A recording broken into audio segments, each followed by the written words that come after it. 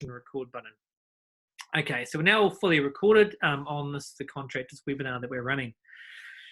Just going through the housekeeping rules, as I mentioned, really want to encourage you to ask any questions. And that's on the principle that if you've got a question, I'd suggest other contractors have got a same or similar question.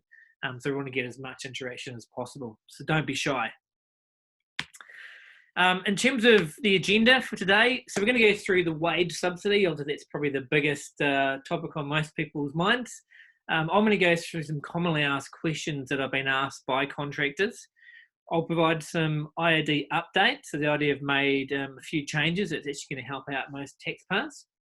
We're going to go through an Ask Me Anything series. Now, obviously, that's anything related to accounting or COVID-19. I mean, you're obviously welcome to ask me anything, but I probably won't answer some other stuff. I'm going to give some ideas for what you can do during lockdown, I guess just around the business side of things. And then I'm really keen to find out what is working for you. So ideally, if you can sort of hopefully jump on the microphone and share what's working for you, or even if you want to type in, whether it's through the Q&A section. There's also actually the chat function I forgot to mention. There's a chat option there, which essentially anything you type in there, everyone's going to be able to see, which is just around questions or comments you've got, which is good. So I'll just enable the chat function there so that everyone can see the everyone's comments, which is good. Got a couple more people join us. So just for those that have joined late, to enable to comment, if you put your hover on the mouse on the screen, you should be able to find a raise the hand part, and that just means that I'll know you want to have a chat, so I can turn your microphone on. Or alternatively, you can just type your questions in the Q&A field, and I'll see those and then we'll answer them. Again, really good if you can ask as many questions as you've got, because this has been recorded and we can use this as a resource, and the more questions we can answer, the better it's going to be. Yeah, just been a question, my camera's not on. No, it's not on because I'm about to flick back to PowerPoint slides. So you'd probably see some pretty weird poses of me. So most of the time I'm going to be talking over top of some PowerPoint slides. Rest assured, you probably want to see me anyway. So that's why my camera's not on. Okay, I'm just going to share my screen and go back to here. So, okay, well, let's kick the webinar off. So the government wage subsidy, most of you are probably aware of it by now, but essentially how it's eligible if your income is 30% or more down on the corresponding month last year, and that's any month between January 2020 and June 2020. So it's January 2020 compared to Jan 2019, etc., etc. It can be on actual or projected revenue, so it could be that you're projecting your April income to be 30% or more less than the April income from last year. Sorry. Just bear in mind though that if it ends up not actually being under by 30% or more, there is a potential you'd need to pay it back. But of course, it is just the 1 month, any 1 month between January and June. So even if your April income didn't meet the criteria, if your June or even May income did, then you're still eligible to receive it. And most of you probably know that if you do apply for it, you do get 12 weeks essentially paid out in one lump sum. So if you work 20 hours or more, which most of you would, you'd get a lump sum of $7,029.60. If you work part-time, which is 20 hours a week or less, that's $4,200, which again, you'd get in one lump sum. Just wanted to jump on and do a quick poll just to find out who's actually claimed the subsidy. So I'll just stop sharing my screen and launch a poll. In order to answer the poll, essentially I'll launch it now, and you just need to tick the option that applies to you. So I'm just launching that now. I'll just give it about, say, 20 seconds for you to all to jump in and put in your answer.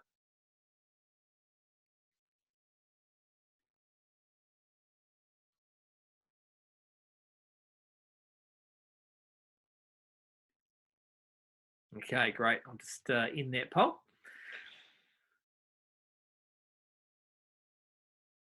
And share the results. As you can see, so 3 of you have claimed the subsidy and 2 haven't. Presumably it's because your income doesn't meet the requirements just yet. Fortunately, no one's put, I don't know how. Obviously, if that is the case, then make sure you get in contact with me and I can talk you through that. Have had a question about whether there'll be other funding that the government's going to provide after the wage subsidy. That's actually going to be answered in our frequently asked questions, so I will just I'll answer that at the time. So I'll just jump back to sharing the screen. Okay. So yeah, with a wage subsidy, I mean, if you do qualify, it absolutely makes sense that you do apply for it. I mean, it is essentially money being given to you by the government in acknowledgement of the fact that your income has been impacted. As you probably, those who've applied for it, it's really easy to apply for, and you get it within 5 working days. So really, really good initiative that's been offered by the government there. Big question around tax. So there has been a few different rumours flying around about whether the government wage subsidy is taxable. And where the confusion lies is if you're an employer and you're passing that subsidy back on to your employees, then as an employee, basically money's coming in, money's going back out, so there's no income tax impact. But as a contractor, being a self-employed contractor as you are, then yes, there actually is income tax payable on the income that you get. There is no GST on the wage subsidy. And the reason, again, why it's not taxable for an employer paying on to the employees is because the employee is then having to pay POEE and ACC on the income they get. Essentially, the government just wants to make sure that there is tax being collected on the wage subsidy. So when we do your year-end tax returns, if you have claimed the subsidy, then we will be including that as taxable income for income tax purposes in your tax return, but there will be no GST impact on that. So here onto the commonly asked questions. So I've been asked a number of questions over the past probably 2 or 3 weeks. So I thought I'd just list a few here and go through the answers. If you do have other questions, please don't forget to click in on the Q&A section below, or even wait till the, I guess it's the open mic session where you can ask questions, because the more questions we can get raised in the webinar, the better. So the first one is an employee for one of my POA jobs has already applied for the wage subsidy. Can I also apply? And that's quite common when you're working 2 jobs. It may be that you're working one job on a POE basis and then you're actually doing some contracting part-time as well. So the answer is yes, you definitely can apply. The rule is as long as you're working 20 hours or more, you can claim full-time wage subsidy. If you're working part-time, which is 20 hours or less, you can claim the part-time one.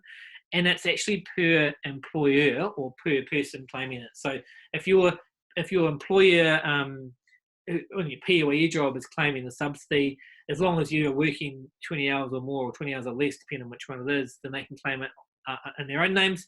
But also on your self-employed side, it's just on your self-employed side. If you're working more than 20 hours a week, you can also claim the subsidy as full-time. Or if you're working less than 20 hours on your contracting hours, then you can claim the part-time. So yes, there absolutely is the ability to claim that twice. What you can't do is claim it in your own name and your own application twice. So there are rules in place that Embassy have got. So they will flag the fact you've tried to claim it twice and they'll only pay you once.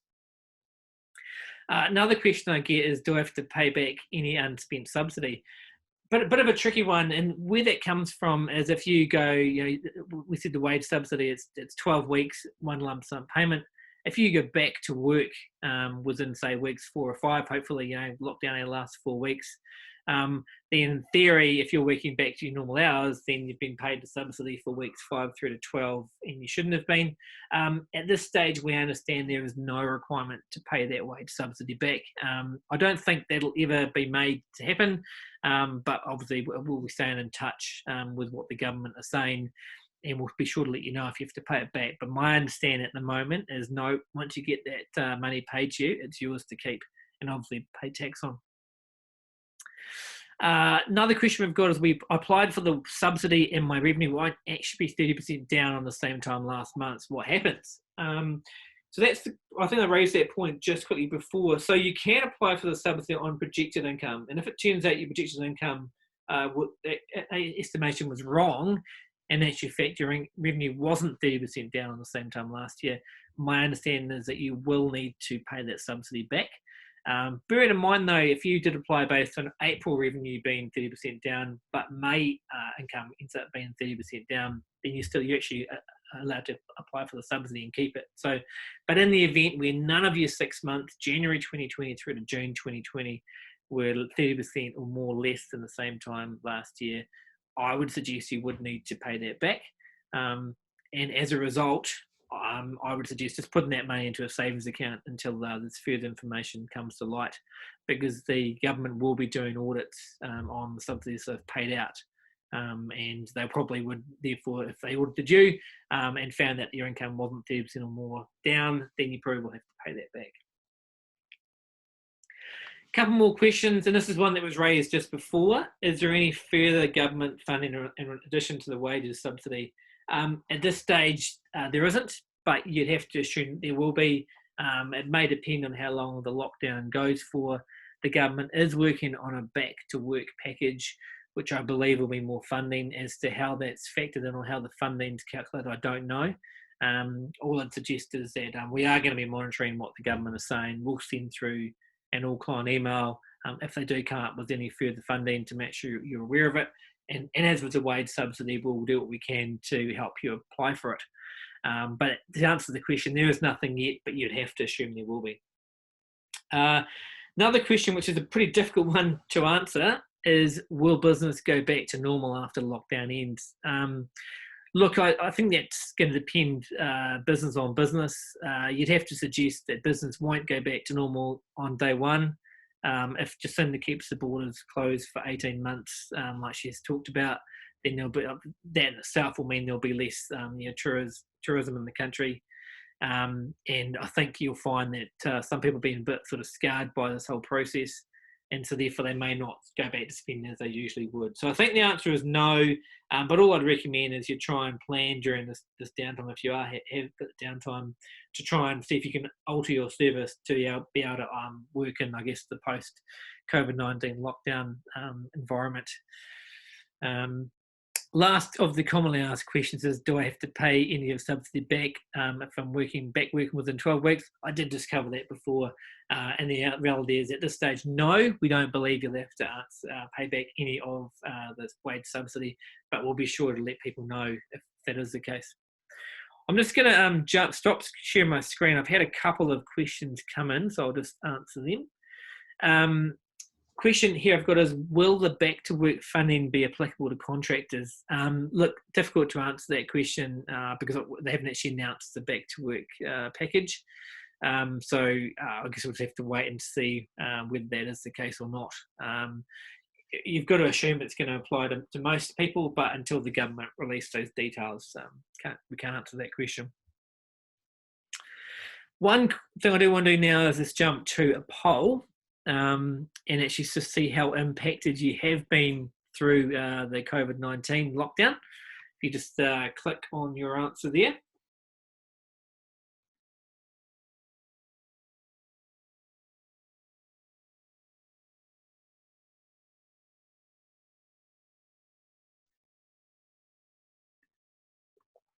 Okay, great. So as you can see, there's a bit of a wide spread. I'm working as per usual. I mean, I guess by definition, a lot of contractors, if they're working remotely, then that doesn't actually matter whether they can get into the office or not, assuming their employer is still actually able to operate. Someone's working reduced hours and a couple of them are not working at all. And I'll just, hadn't shared the results, so I'll just share them now. That's what I was showing before. So you can see it's a bit of a spread between how impacted people are. So I'll just go back and share my screen again. Okay.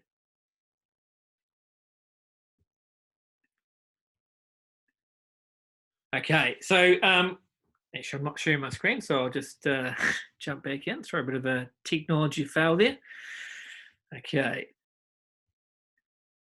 Great, So next slide we've got is the IRD update. So the IRD have actually come out and announced a couple of things which could be useful for you as contractors. The first one is that for the current year we're in now, it's the 2020-21 year, so April 20 through to 31st of March 2021. If you buy any assets that cost less than $5,000 or less GST exclusive, you can actually get an expense claim for them straight away. Previously, up until now, any assets over $500 GST exclusive, you had to treat as a fixed asset and depreciate. But for this year and now, just temporarily, Anything up to $5,000 you can get a deduction for from a tax point of view straight away. So if you're looking to maybe buy the next laptop or buy the next phone, you'll be able to get that fully deductible from a tax point of view, unless, of course, your laptop costs more than $5,000, in which case it'd be a pretty nice laptop. That is just a temporary thing. So from next financial year, starting from 1 April 2021, the threshold will be permanently lifted from $500, which it currently was, up until $1,000. So that's still double, but just, I guess, bearing in mind that any sort of asset purchase over $1,000, such as a laptop, you'll still have to capitalise that and depreciate it over time. The intention there from the idea is just to allow, I guess, a bit of tax relief in this current year we're in, just due to the uncertainty around COVID-19. Another one which might have an impact if you're getting withholding tax deducted is that if the provisional tax threshold is permanently increasing from $2,500 to $5,000. So how that works is if you've got, at the end of the tax year, you've got more than $2,500 of tax to pay, under the previous rules, you had to go in and pay provisional tax, essentially paying tax throughout the financial year you're in. That's now lifted to $5,000 for the year we're in. And normally what we find as a contractor, if you're getting withholding tax deducted at the correct rate, you probably never had to pay provisional tax anyway, because the right amount of tax was being deducted. But if you weren't getting withholding tax deducted, which you can certainly be the case if you're not contracting through a recruitment agent, then you probably would have been in the provisional tax regime. But again, you're probably going to have more than $5,000 worth of tax to pay if you're not having withholding tax deducted. So this threshold change probably doesn't have as big an impact for you. Probably the biggest impact I think we'll see is the bottom point is that for all tax payments due from the 14th of Feb 2020 onwards, for actually up to 2 years, there'll be no interest or penalties charged if you pay that tax through an IAD instalment arrangement. Just to be clear, with the IAD instalment arrangement, you do need to make weekly or monthly payments for the tax, not just a case of deferring it for 6 to 9 months. But they will waive the interest or penalties, which is certainly a good, I guess, gesture from the IAD. All I will say though is, if you do want to find out more about the IAD instalment arrangement, when we prepare your GST return, your income tax return, we'll be sure to let you know that if you can't afford to pay it in full, then just to get in contact with us, and someone from our team will help work with you on setting up the instalment arrangement. We'll actually set it up with the IAD, but we'll first talk to you about just what it is you wanted to pay per week or per month. But that's actually a really good initiative. I think, some of you with some big contractor tax bills, being able to defer that's going to be quite helpful, just because you don't really want to have a whole big chunk of cash going out the door paying off your tax when you don't know what's around the corner. So I think, yeah, absolutely, I'd be recommending utilising the no penalties or interest where you can. So we've kind of got up to the Ask Me Anything phase. I've had a lot of questions, as I say, over the past couple of weeks, and I really want to make sure you're asking any single possible question you've got of me so we can actually record it and then use this as a resource for our clients. So 2 options there. You either put it in through the Q&A section, or if you just want to press the raise hand button and I'll turn your microphone on. So please, if you could start sending through those questions. I'll just give you 30 seconds. Don't be shy, everyone.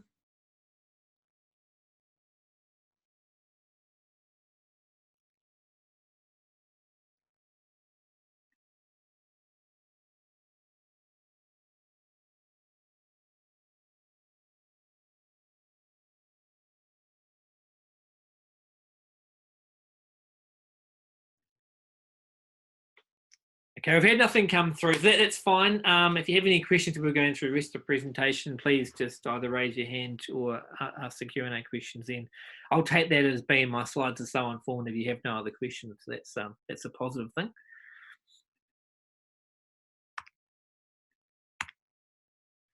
So, just wanted to touch on the mental health side of things because I think that's a real big issue at the moment. Obviously, it's probably in the news a lot more probably the last 1 or 2 years about it's actually okay to admit you've got mental health issues, and I completely agree with that. But I think the first thing to say is that during this really difficult time, you're not alone. There's plenty of resources available. Obviously, reach out to your family, reach out to your friends. Really important you don't try and internalize everything here because there's a lot of uncertainty. And it's not just in your household, it's all around. So there's a lot of, I guess, uncertainty, negativity, and I guess negative thoughts that are going around at the moment. I'm certainly seeing a lot of that. The key is to realize that everyone else is in a similar position, but people are there to help.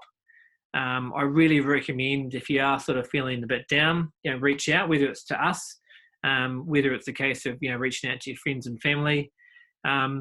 One thing I find from a mental health point of view, I know for a fact that if I don't exercise almost on a daily basis, I kind of get a bit stressed and a bit ratty. So I know that I need to get out there and hit the gym, well, not at the moment hit the gym, but go for a walk around or a run around the block. Certainly don't go to the local mountain biking park like David Clark did. But it's one thing that works for me. But the key being, I mean, you'll all know what kind of works for you. So I would recommend, trying to do those activities, whether it's yoga or a walk around the block, that works for you. I think also having a daily routine is really important, especially if you've got young kids at home, because the young kids will probably appreciate having the schedule, but it's also important to make sure you factor in time to yourself during these stressful times. I certainly think you should be thinking about your business and your contracting side of things, put some effort into that, but also have some time down, some downtime for you, whether it is exercise or watching TV or some alone time. Just entirely, it's important to make sure you're doing what works for you. If you find that things are getting a bit much, there is the Zero assistance program, which Zero are offering, but only if you're on the full version of Zero. So most of you as contractors, we recommend you go on the cashbook version, so it's not currently available to you. I mean, it probably sounds a bit crazy to say you'd upgrade to the full version of Zero just to get the Zero assistance program, but just to let you know, it's out there really. 3 free counselling sessions, all confidential. But probably in most of your cases, if you're on the cashbook package, it doesn't apply. But there are, I know that Jacinda was mentioning she's going to, I think, either this week or next week, put some links out there about what to do from a mental health point of view. The key being is make sure you don't just bottle it up and I guess internalise everything. And on that note, I had another poll. I'll just share that just to kind of see how you're all feeling given the uncertainty. So I'll just launch that poll now.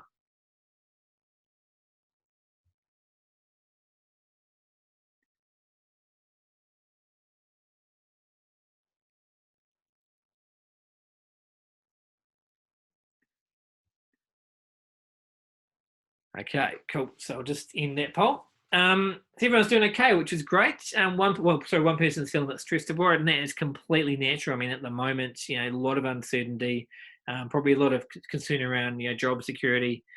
So completely natural that you'd be feeling stressed. All I'd say in that case is make sure you do what you can to alleviate that mental stress. Talk to friends and family. Do the exercising, and I haven't shared the results. So there you go. I've shared it now. But essentially, just make sure you do take care of yourself, and it's perfectly understandable that it's a stressful time and you'll be feeling stressed or worried. Let's go back to sharing my screen.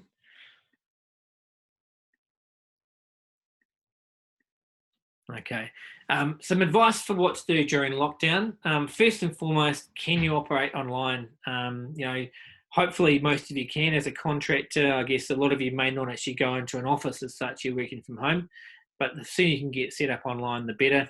Possibly a bit difficult during the lockdown, but I do know for a fact that computers are deemed to be an essential service, so you can actually buy a laptop online. Hopefully you've got internet at home as well. It's also a good opportunity, though, to catch up on admin. I know a lot of you are just sort of flat out with your jobs and you perhaps fall a bit behind on your admin and getting your Zero up to date or getting your invoicing up to date. I mean, you've got a bit of time now, potentially, if you're not working full time. So I'd suggest catching up on admin. Really important also to recharge your batteries. I think in the current climate we live in today, everyone's running around just turbocharged and spending so much time on work. In this downtime, if you can't work, well, actually try and make the most of it. and look to recharge your battery. Spend time with your kids. Just spend time watching TV or blobbing on the couch. Just do something that works for you. Because I think it's going to be pretty crazy when the lockdown finishes. Everyone's sort of getting back into swing of things, and I think you'll be in a much better position to cope with it if you've recharged your batteries. Another one is, I think, really important to keep in touch with your client or your employer, because naturally, if you are working for someone, then if their business is impacted, that could well impact your ability to work for them. And so I think it's really important to kind of just check in with them to make sure that, how their business is going, sort of get a feel for, whether there is still work for you to do. Bit different to you being, I guess, your own employer, because you can kind of determine whether the business continues. But if you are reliant on an employer or a client, absolutely make sure you stay in contact. Hopefully, maybe they've actually stayed in contact with you already, but I would recommend you just reach out just to find out exactly where they're at, because I think a lot of businesses are still a bit up in the flux situation where they're not quite sure just how their business is going to cope. And I think it'd be good to get some certainty from them if they can provide it as to whether your contractor is still safe. The other thing is plan for the future. So that's perhaps tied into that last point. I mean, if you find that the person you're working for, the company you're working for, might not be around for much longer, then have a plan about what you're going to do. Like, do you want to continue contracting? Was there another contract or another area that you were looking at maybe getting into? Now could be a chance to do some work on that, whether it's sort of doing some training to be ready to do that.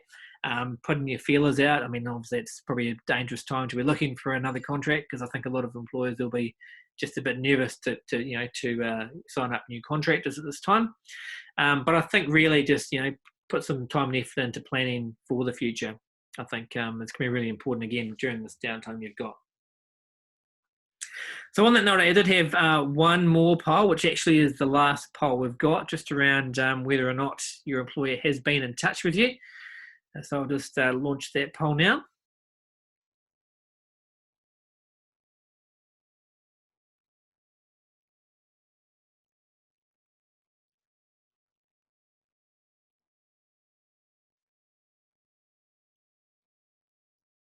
Okay, just give it another 5 seconds to get any more answers.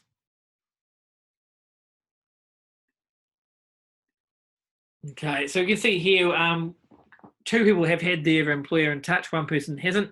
For the person that hasn't, I would recommend getting in touch just to kind of see how they're doing.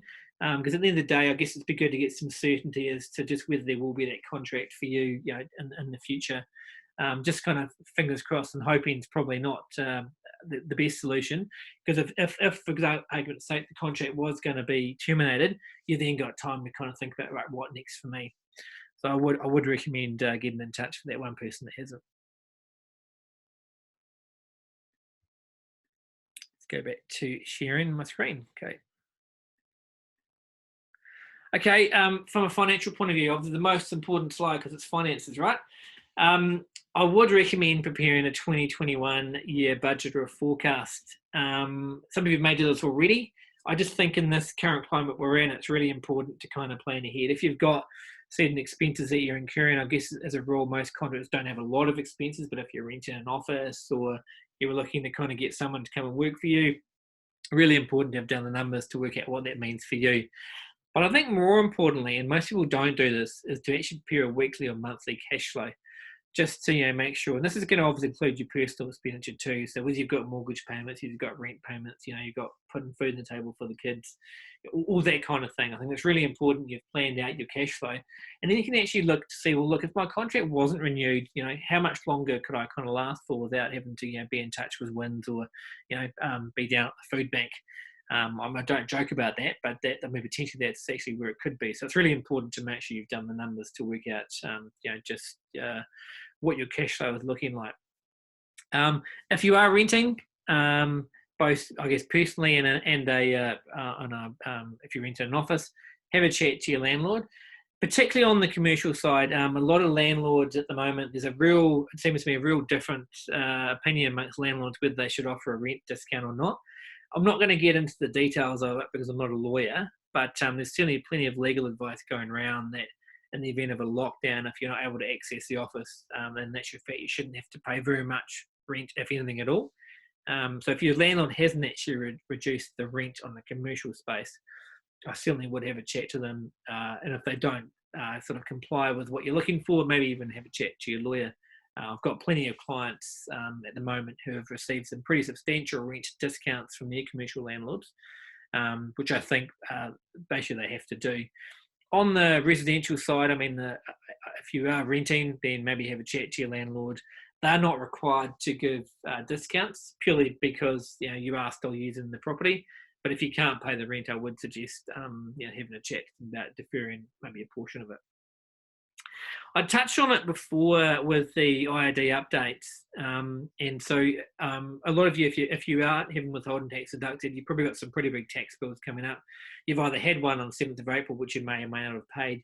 You've also got provisional tax due on 7th of May, as well as GST due on 7th of May. As I said before, if you've got those bills coming up and you can prove it's due to COVID-19, you are actually entitled to get a payment deferral. By going to an instalment arrangement with them, doing weekly or monthly repayments with no interest or penalties. So that's going to be a great way to kind of stretch some of your cash flow out a little bit. So I would recommend looking at that option. As I say, we can certainly help you. We can apply for the payment plan on your behalf after we have a bit of a chat with you about how much you can pay each week or each month.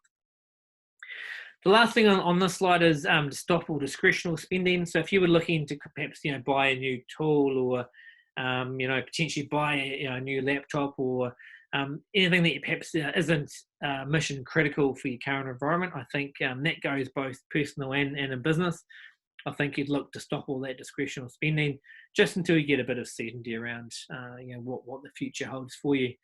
That'd be my advice there for sure, because really I think during this time cash is going to be king. It's a bit of a cliche, but I think during COVID-19, I think cash really is going to be king. So just be mindful of that.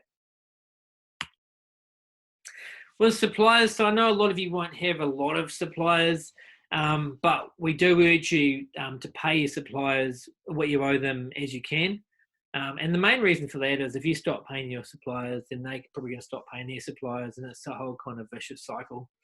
And saying that if you literally can't pay them, then absolutely, I agree, you don't pay them, but you really want to get in contact with them to make sure that they know the situation. Maybe you can agree to enter into a payment plan with them. As I say, they're business owners too, and if you can't pay them, it could have impacts for their business. Now, banks, often a bit of a dirty four-letter word. Most people don't like talking to the bank, not voluntarily anyway. It's always been my view that it's good to have a close relationship with your bank, just because really in times of need like this, hopefully they're going to come to the party if you've got a good relationship. There are 4 options that I've listed here you can do with your bank. The first one is a mortgage deferral. You'll see I've crossed out the word holiday. I guess when it was first announced around the holiday, it almost sounded like an amazing, you just stop paying your mortgage payments and everything goes away. That's not actually the case. I've got more information on the next slide about that, but certainly don't think of it as a holiday. You can go on interest-only loans. So essentially, if you go on interest-only loan, you're clearly just paying the interest. Your loan balance won't increase during the period you're on the interest-only period for. So it means you're not going backwards. The Business Finance Guarantee Scheme, I'm not convinced that it's going to relate so much to contractors, but I thought I'd just touch on it quickly. Essentially, it's where a business can apply for a loan if your turnover is more than $250,000. It's a 3-year loan, and the government will guarantee 80% of that, and the bank will guarantee 20%. So essentially, if you did default, the government would actually pay 80% of the default to the bank. So hence why they're probably a bit more keen or willing to get into that. But that really is only for business customers. I'm not sure it's going to apply to contractors. That's the advice I've been given from my bank to date. But I think maybe just, maybe ask your bank whether it's going to be an option for you. The other option there is an overdraft. So you all know what an overdraft is. And if it's just a case of having to get through 2 or 3 months of uncertain cash flow, then maybe an overdraft is your best option. Just wanted to touch on the mortgage deferral. You see I've crossed out holiday again. Got the picture there, the pig on a beach. That's not what a mortgage holiday or deferral is at all. Essentially, you stop your loan repayments for 3 to 6 months. You can do that on residential and commercial property loans. You cannot do that on straight business lending. The problem I see with the mortgage deferral is essentially the interest is still accruing on the balance, which means that actually the loan balance was increasing during the time you've got the mortgage deferral. And for that reason, I would advise against it if you can. There was an example given if you've got a $500,000 home loan at 4% and you go on a mortgage holiday for 6 months, over the course of the loan's life, you actually pay an extra $15,000 because the loan's gone up in value, and of course the interest is accruing interest on itself. It's the whole sort of compounding interest factor. So my recommendation is to put there, you will go backward if you go on a mortgage deferral. So my recommendation is if you can, go on interest only, because it still means you're not going backwards. I mean, obviously, if you can, ultimately, if you can, the perfect situation is you pay principal and interest as per usual. But if that's too much of a stretch, try where you can to go on to interest only rather than the mortgage holiday. I think in the papers and in the press, probably they've made it sound a bit better than it actually is. But a mortgage holiday, you will go backwards, so just be mindful of that. Getting close to the end of the webinar, but I was really keen to open up the floor to you to say what you've been doing during a difficult time. If you're keen or willing to share verbally, then I can turn your mic on. So please just raise your hand. Otherwise, if you can actually put in the comments under the chat or under the Q&A section, just with some things that are working for you. Again, what I'm really looking for is for like-minded individuals like yourself who have found something that works for them to share with everyone else, because I think the more we can all sit together and work together collaboratively, the more chance we've got of getting through this. So, could you please type something in the Q&A section or in the chat section, or raise your hand and I can turn on your microphone. I'll give it 30 seconds.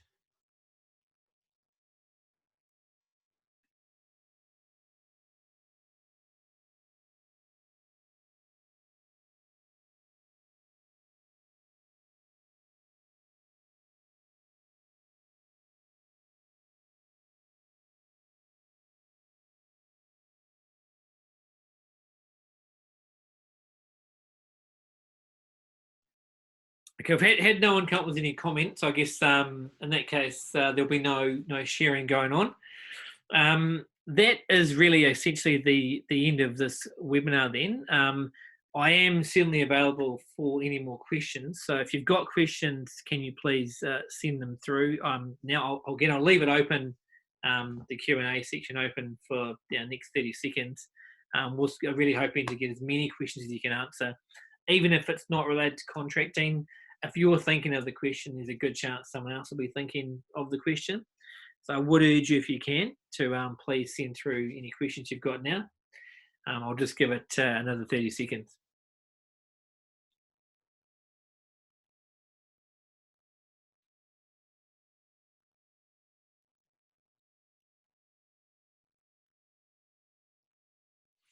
Okay, great. We've got Ashley is willing, so I'll just turn on your microphone, Ashley. Bear with me. Right, so Ashley should be able to raise your question now. I just have a question around the 30% income based as a contractor. If you weren't a contractor this time last year, what is that based on? A great question. Probably I should have answered. You're right. So what that's based on, you can then compare this month, so any of the January through to June, compared to the most best comparable month. So often what that means is the month before. So if you weren't contracting in April last year, you'd compare your April income to, say, March or February. So essentially, if you've lost your contracting job, then you're going to be able to apply. That's a really good question, though, Ashley. So yeah, that's the I guess the rules that it abides by. It's the most comparable month, which in most cases will be the previous month. If you're not sure which best month to use, I'd recommend just getting in contact with me. But most cases it's going to be compared to the previous month.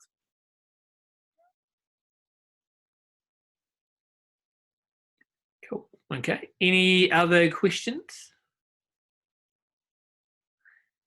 Okay, I'll just turn your microphone off, Ashley, unless you had any other questions. Okay. I've got a question here. Would car yards be an essential service? People need cars. Look, I mean, I certainly get the point there. Ultimately, the government decides what's essential and what's not. There is a link on the COVID-19 website to what's deemed to be an essential service. I think just recently, in fact, they updated the list of what is essential and what's not. I don't believe that car yards are on the list yet, but I guess purely because people shouldn't really be travelling unless you've got an essential services job. So, yeah, that's really, I guess, a question to look on the website for. But I think at this stage, car yards aren't an essential service. Great. Do we have any other questions? Just getting the ball rolling, which is great. So just raise your hand or list it on the Q&A section.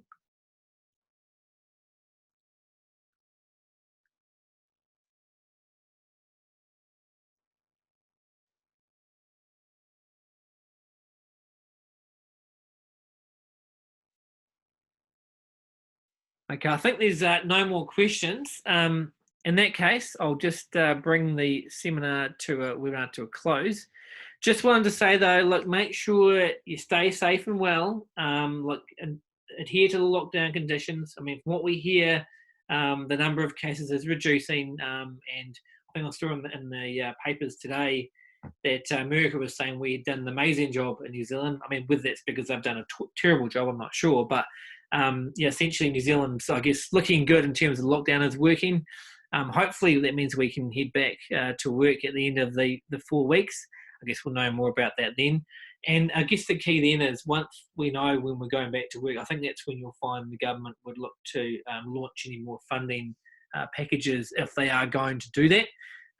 Rest assured, if any more funding is available, we will be in touch with all of you through the all group or all client email. We'll certainly make sure you're aware of what's available. And as we've done with the wage subsidy, we'll do our best to help you apply for it as well. I don't know what that will look like, but essentially we'll do what we can to make sure you can get through. Because the key being, if there's funding on offer and you qualify, you should absolutely go for it, because every day the government is trying to make sure business stays intact as much as it can, whilst acknowledging that there will inevitably be businesses closing down and unemployment, which I guess that's the challenge. So maybe just one thing in closing then before you all head off. I've been asked a few times, look, should I just stop contracting and get a POE job? Look, I guess the challenge with that is Grant Robertson had said that unemployment levels will be a lot higher than in the GFC. Didn't say what they'd be exactly. I guess he doesn't know. But I would just warn, I think there'll be quite a number of unemployed people. So if you decide to stop contracting and get a POE job, you're probably going to have quite a lot of competition for those POE jobs. That's not to say don't do it. It's just to say, just be ready for the competition. So I would suggest, if possible, if you can sort of keep your contracting role going, probably the way to go. But, completely understand if you were looking for, I guess, a bit more security with a POE job, you might get more security, but it's probably a lot harder to actually secure that job. So just bear that in mind before you decide to stop contracting. If there's nothing else, and again, I'm just sort of waiting to see if there's any other questions flooding through, but there's not. If there's nothing else, then I will call this seminar bring it to a close. We have recorded the webinar, so we will send through the link and make it available. Probably on our website, and also we'll send through a link to everyone that's attended. I hope you found it useful. I'd be keen to get some feedback from you, either in the chat section now or maybe email me afterwards, for what you thought worked well, what you thought didn't work well. This is our second ever webinar. The first one was this morning to small business customers. We've got one tomorrow for property. We're looking, I guess, at all different methods for communicating with our clients, and if we find that webinars are going down well or being received well, we may well look to run some more. Rest assured, there won't be my boring voice talking the whole time, but we're just looking, I guess, for ways to engage. So any sort of feedback around how you found this session would be really good from our point of view. So yeah, okay. Otherwise, look, I'll bring it to a close. You've got my contact details. If you have any other questions, please just get in contact. Otherwise, stay safe, stay well, And I guess with that positive attitude and making sure you're reaching out to your network, we will all get through this. It will be difficult, but we will get through.